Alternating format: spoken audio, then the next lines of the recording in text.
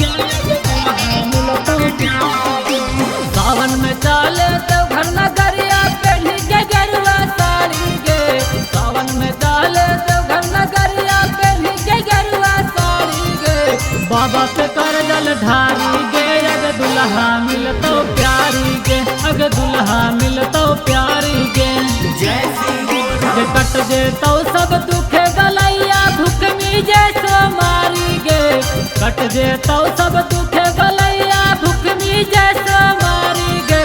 बाबा पे कर जल ढारी गे अग दुल्हा मिलतो प्यारी गे। अग दुल्हा मिलतो प्यारी गे।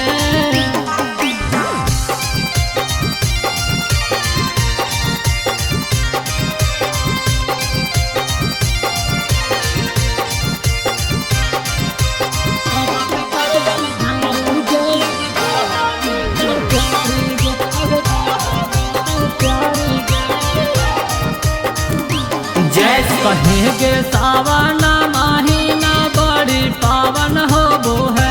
खबर से रीमी झिम्बा दरिया दिलवा बम बम बोलो है। जय श्री बोल बम।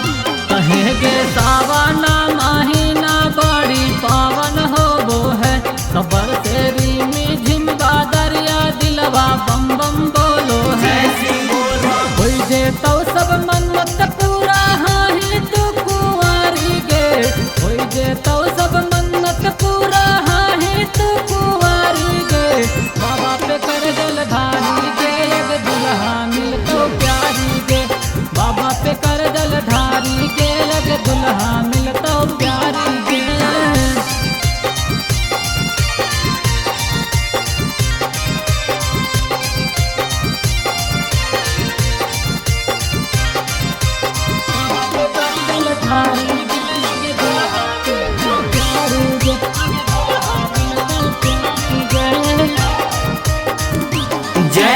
थौड़ी करो ही काहे लाजया बाछोड़ी दे सारंग। कले के कांधे पकावा रखू पवई भारी के चीलन। जय श्री बोल बम। थौड़ी करो ही काहे लाजया बाछोड़ी दे सारंग। कले के कांधे पकावा रखू पवई भारी के चीलन।